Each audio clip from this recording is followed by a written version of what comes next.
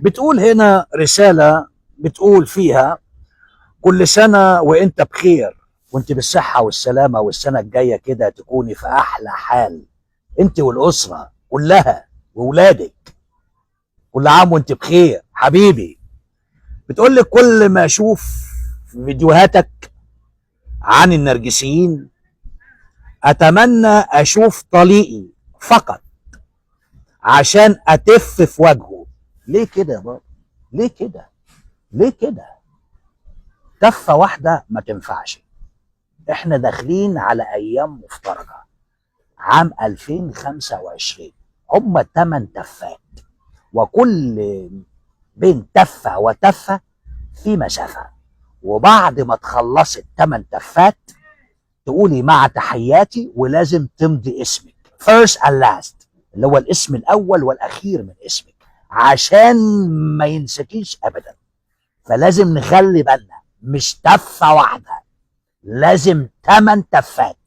وخدي وقتك عشان تتف براحتك، لان التف ده فن. الله يكرمك، داخلين على سنة جميلة وسنة حلوة وسنة مفترجة على الجميع. فبتقول يا سيدي: كنت عامله له قيمة وهو ولا يسوى بلحة على رأيكم اخواتنا المصريين. ماشي، كرهني حياتي، طبيعي يزهقك في حياتك ويخليكي حتى يعني تبقى مشتتة في الحياة، وتبقى مش عارفة رايحة فين وجاية منين ومرتبكة. ده طبيعي، النرجسيين كلهم كده، مش طليق بس.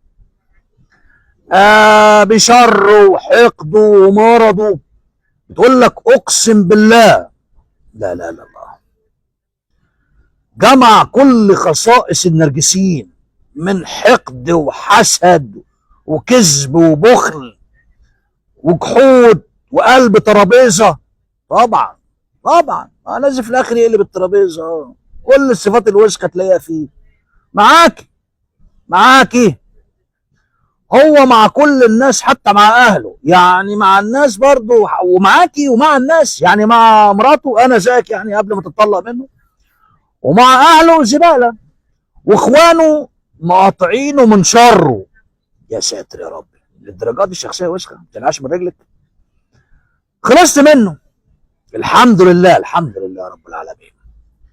بس الالم، ما هو لازم يسيب الم جواكي، لازم تتاثري بالعلاقه وكنت معاه، والفتره دي ما بتتنسيش، موجود. ليه بقى؟ بتقول لك: لاني ندمانه. طبعا طبعا، ان انت بتندمي في يوم من الايام ان قابلت شخصيه وسخه بالشكل ده. طبعا ضيع عمرك ووقتك ومجهودك وحياتك وفلوسك، كل حاجه ضاعت.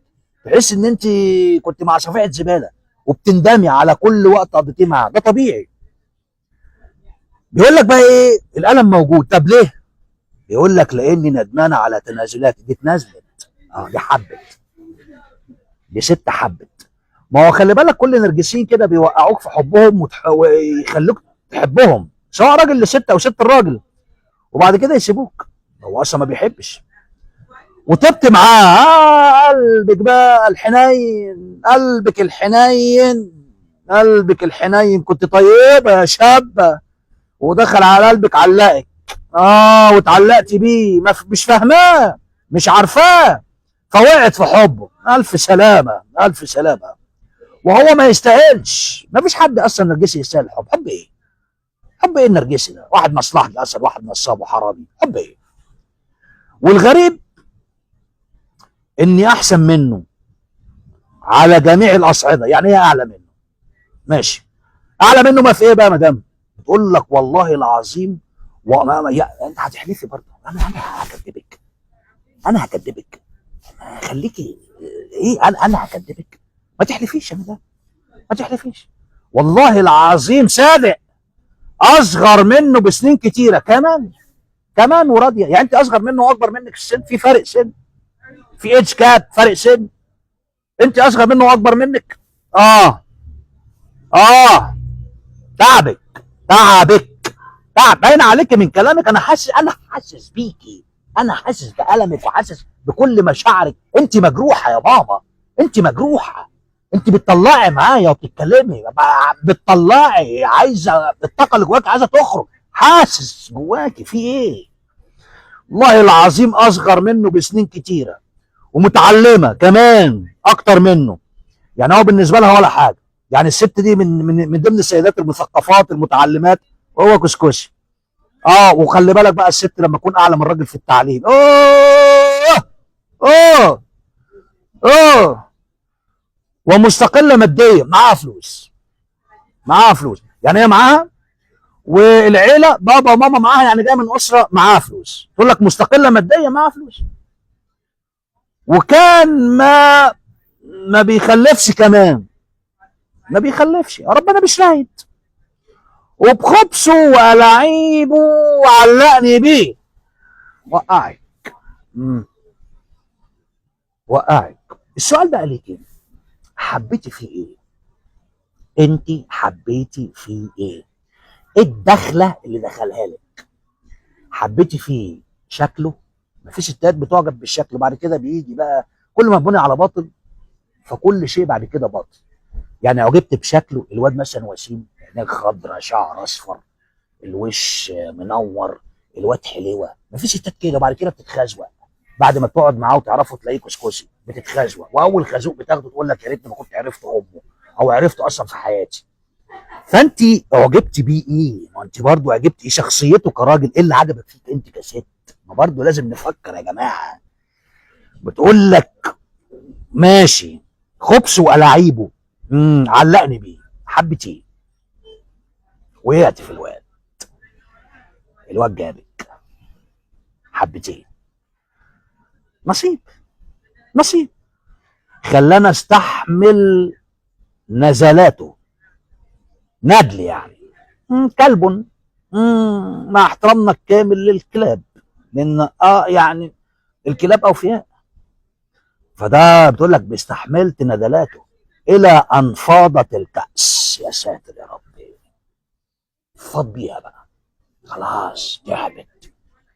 والست لما بتحب وتدي بتدي من كل قلبها، ولما بتكره برضه بتتحول الى نمره، بتكره من كل قلبها. دي حبت. بص، مفيش اي مقارنه. دي فوق تعليم وثقافه وفلوس مع عيل كسكسي. ده خلي بالك في حاجه وانا متاكد منها، انت كنت بتصرف عليه فلوس. ما انت مستقله ماديا وهو مفيش، فانت كنت بتدي له فلوس او بتصرفي عليه فلوس. يعني الواد ده استنزفك يا مدام، مع احترامي ليكي، استنزفك ماديا واستنزفك عاطفيا. ما هو سرق ده.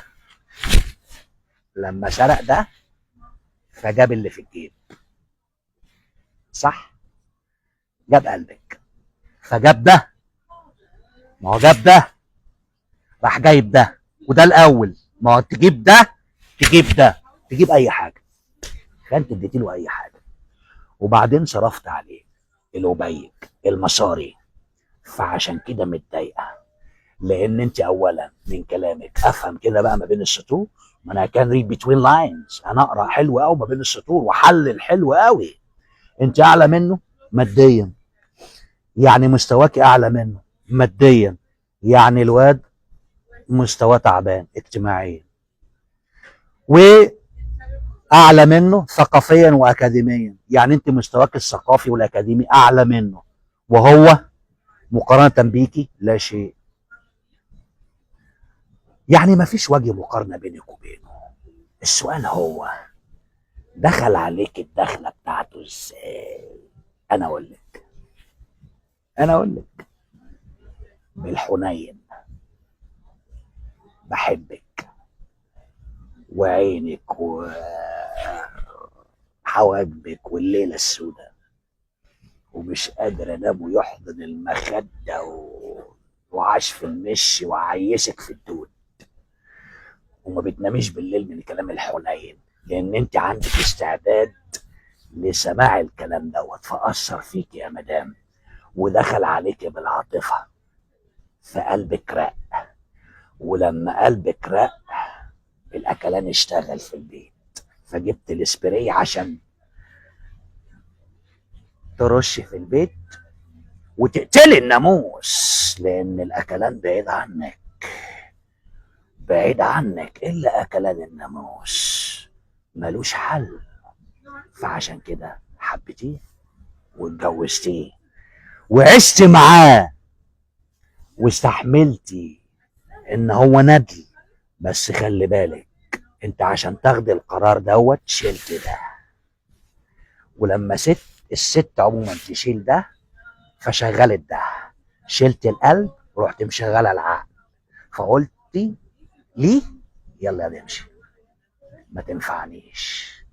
ضيعت سنين عمر معاك وابتزك ماديا وعاطفيا. انت دلوقتي في مرحله ندم، لكن خلي بالك اللي فات فات وخلاص، ده عيل كسكسي، دي تجربه.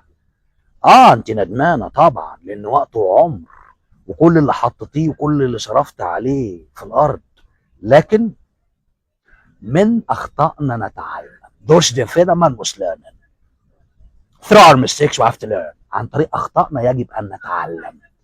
ده lesson learn، يعني درس انت اتعلمتيه. بكره احلى من النهارده وتتعافي وتقف على رجلك زي الفل. انت مدام زي الفل زي الفل، تقف على رجلك وتستعيدي طاقتك وشبابك اللي زي الفل، وتستمر في النجاح وانسي اللي حصل وركزي على نفسك، وهتلاقي نفسك زي الفل وتنجحي دايما في حياتك. هتلاقي نفسك الماضي دوت هتقعدي كده وتشربي كوبايه الشاي مع كوبايه السحلب مع كوبايه القرفه، وهتضحكي على الايام اللي مرت، وتقعدي مع نفسك كده، ياه معقوله انا وقعت في الزباله ده؟ ايوه بيحصل وهيحصل مع ناس كتير، عشان انت طيبه وبنت ناس ومعاكي. فعشان كده حضرتك يا مدام كنت تارجت، كنت هدف ليه. اتعلمت الدرس وبكره احلى من النهارده. اشكرك. كل سنه وانت طيبه حبيبي. عام 2025 يكون عليك دايما كده بالصحه والسعاده، وعلى اسرتك الكريمه وبابا وماما في دوام كده التوفيق والنجاح في رحله الحياه. معكم بروفيسور كرم انيس، استاذ اللغه الانجليزيه في الولايات المتحده الامريكيه. ونتذكر دائما knowledge is power. كل سنه وانتم طيبين. عام 2025 عام سعيد علينا جميعا. ثانك يو. باي باي.